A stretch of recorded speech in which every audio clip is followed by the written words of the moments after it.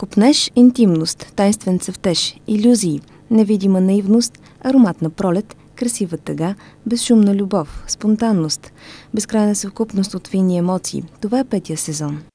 Имаш ли си любима картина от тези, които са тук сега?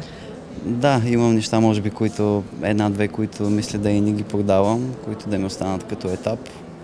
Ето тази черната, която в по-тъмни краски, която се казва Безшумна любов. Тя е най-близо до мен като емоция в момента.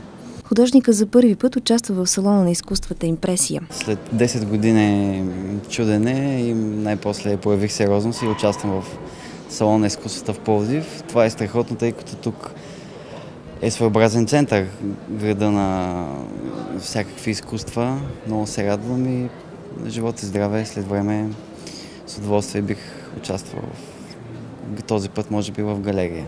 Усещане за вечност, когато е зима, в ателието и пейзажи от България и Европа са основните теми, чрез които художника преоткрива света около себе си и ни прави съпричастни с него. С творчеството си Георги Петров е участвал в изложби в Париж, Берлин, Виена, Братислава, Будапеща и София.